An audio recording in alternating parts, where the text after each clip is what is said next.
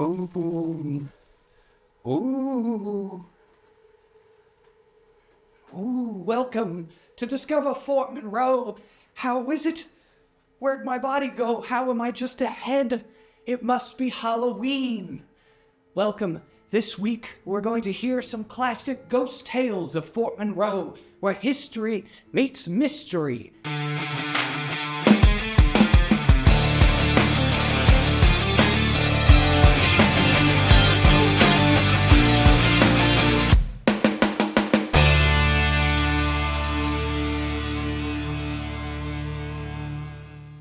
Our first destination is the Fort Monroe Theater, as we've seen before, but this time to explore the perplexing impossibility of the inexplicable.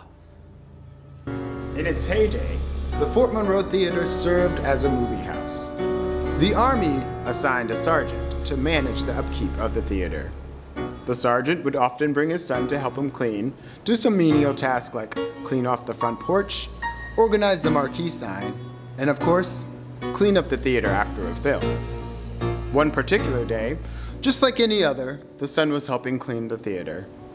He had gotten to the end of the aisle with an empty popcorn box to throw in the trash. Once he did, it immediately fell onto the floor.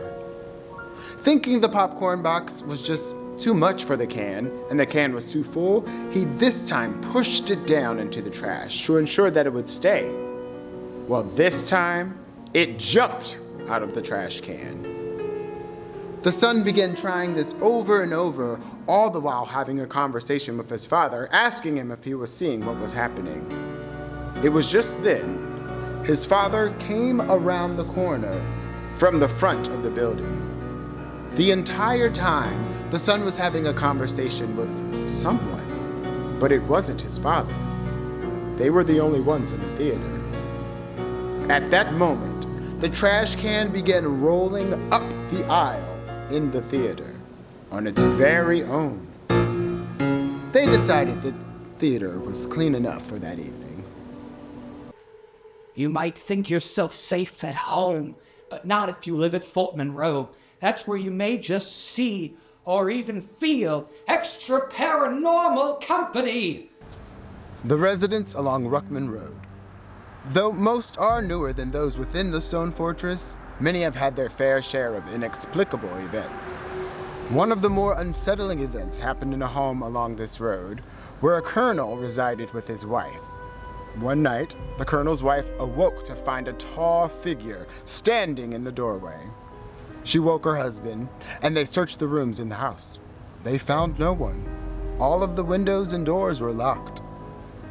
On a windy day in the same home, the door to the front porch blew open several times. The wife shoved a heavy chair against the door to keep it from opening, and when she returned later, she found the chair had been moved. There have been other ghost sightings along these streets.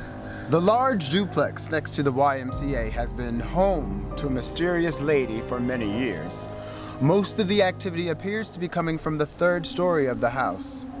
A recent occupant's son reported that, while standing in his third-floor bedroom, he saw a woman standing at the window. Assuming he is just talking about the lady in white, which he's heard of around the fort, his mother asked, what was the woman wearing?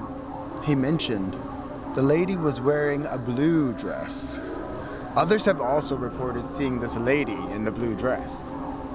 And just a few weeks ago, we heard another ghostly occurrence.